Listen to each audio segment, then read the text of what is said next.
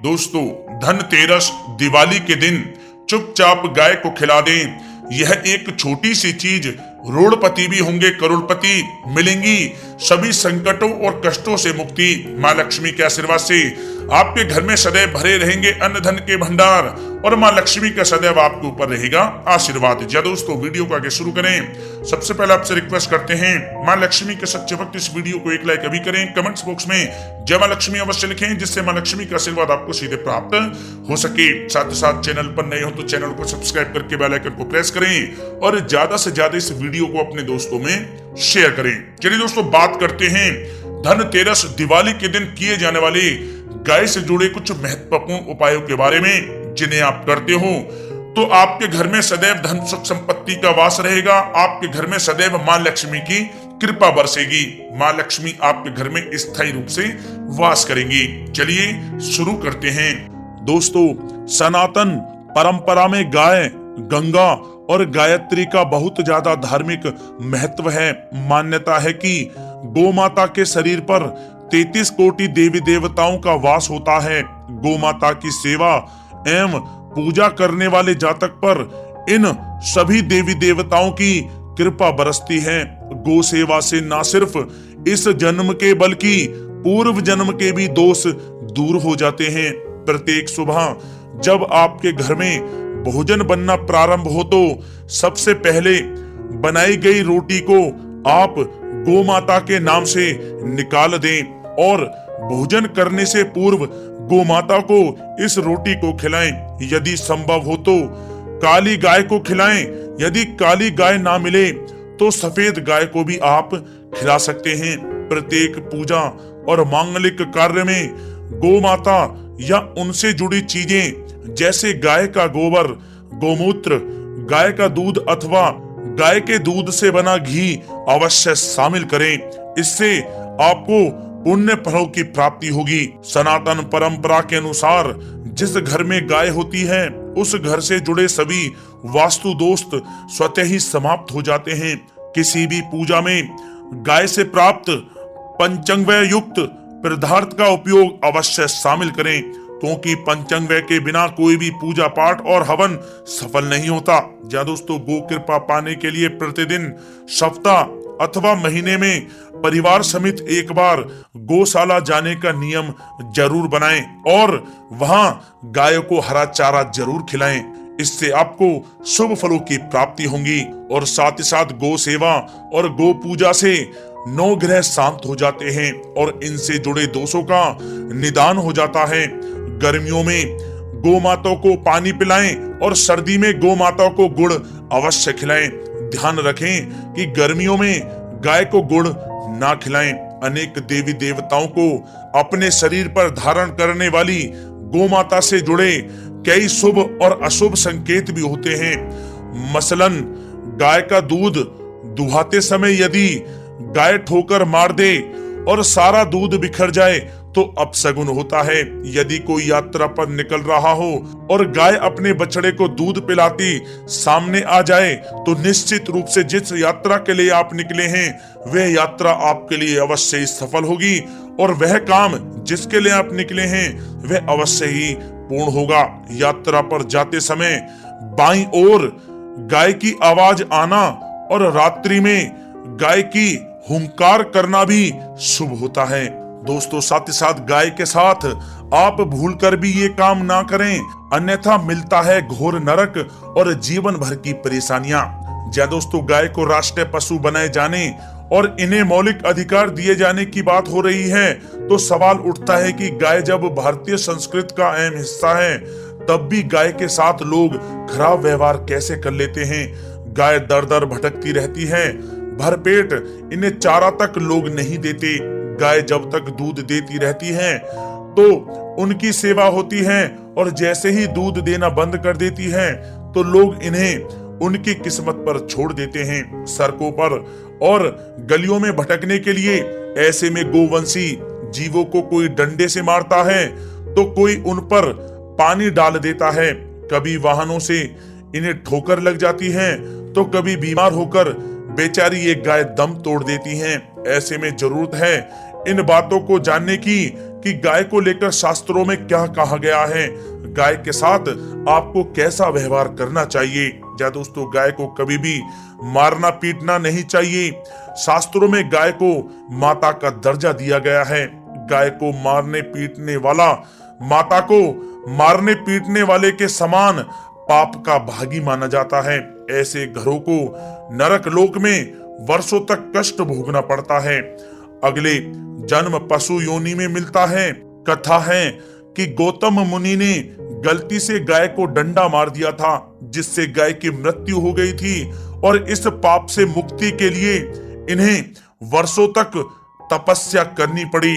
भगवान श्री कृष्ण जी ने बैल स्वरूप में आए वृत्तासुर का वध कर दिया था, जिससे मुक्ति के लिए भगवान श्री कृष्ण को संपूर्ण तीर्थों को एक कुंड में बुलाना पड़ा, और इस कुंड में स्नान से वह पाप मुक्त हो गए थे।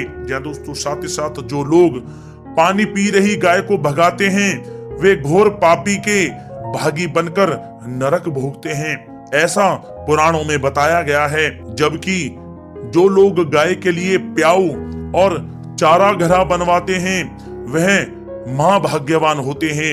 ऐसे लोग घोर पाप से मुक्त होकर स्वर्ग पा जाते हैं और बड़े ही धनवान कुल में जन्म लेकर सुख भोगते हैं। और साथ ही साथ आराम कर रही गाय को कष्ट देकर कभी भी उठाना नहीं चाहिए। कहते हैं कि जिस स्थान पर गाय बैठी है, वहां से नकारात्मक ऊर्जा समाप्त हो जाती है।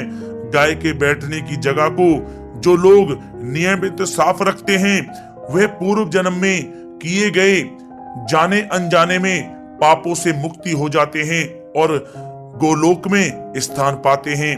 गाय को डंडा मारकर उठाना, पानी डालकर उठाने से मनुष्य पाप का भागी बनता है और अगले जन्म में उसे दर दर भटकना पड़ता है। और साथ ही साथ शास्त्रों में बताया गया है कि गाय का दूध उसके बछड़े के लिए होता है।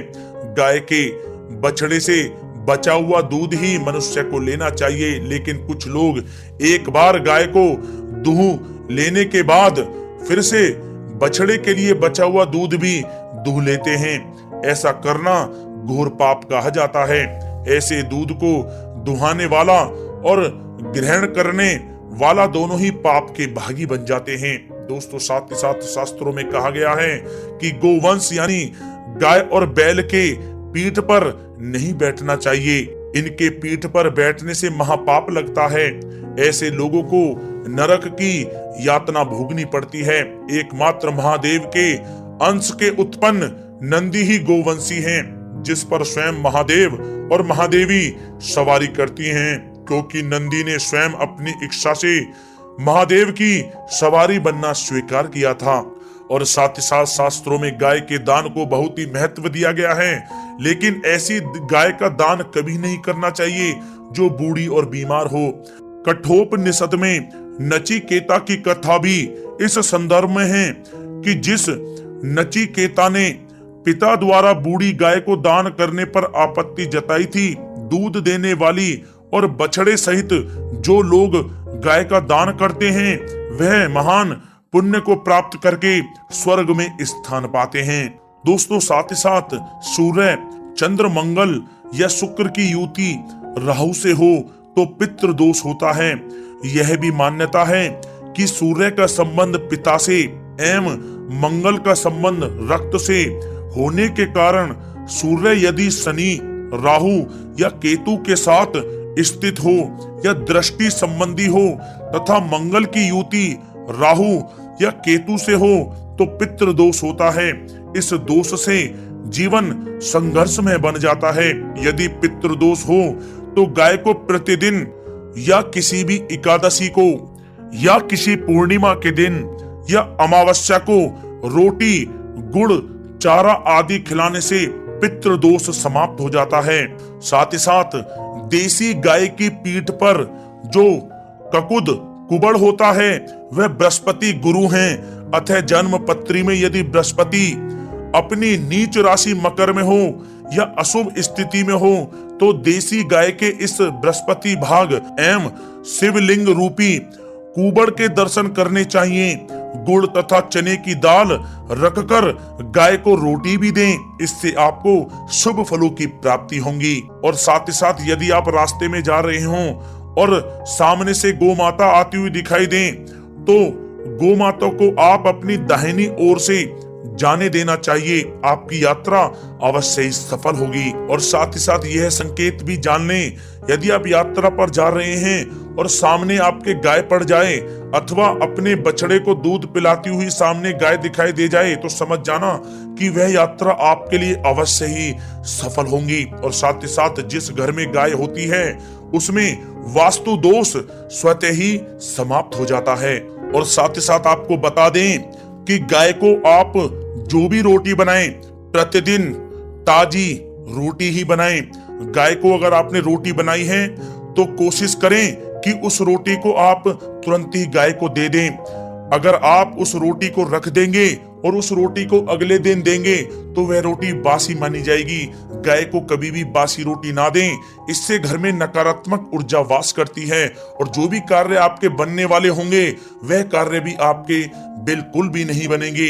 इससे आपके घर में हमेशा दरिद्रता का वास रहेगा और आप जिस भी कार्य को करेंगे उस कार्य में आपको हमेशा असफलता ही हाथ लगेगी। इसलिए कोशिश करें गाय को रोजाना ताजी रोटी बनाकर खिलाएं और रोटी को बिल्कुल ना रखें, बासी रोटी गाय को ना दें। और साथ ही साथ सड़ी गली चीजें गाय को नहीं खिलानी चाहिए कि घर में कोई फल है, कोई सब्जी है, सड़ जाए तो लोग क्या करते हैं गाय को खिला देते हैं। नहीं, ऐसा नहीं करना चाहिए। ऐसा करने से यदि आप गाय को खिलाते हैं तो और आप पाप के भागी बन जाते हैं। आप बिल्कुल भी सड़ी गली चीजें गाय को ना खिलाएं। और साथ ही साथ आप आटे की 11 लोइयां बनाकर उनके ऊपर हल्दी लगाएं। इसके बाद आप उन 11 लोइयों को एक एक करके गाय को खिलाएं। प्रत्येक लोई को खिलाते समय गाय के सींगों पर आप हाथ फेरें, पीठ पर हाथ फेरें, मस्तक पर हाथ फेरें, माता गाय के आप चरणों के स्पर्श करें। जहां दोस्तों ऐसा करने से आपके समस्त कार्य बनने लगेंगे।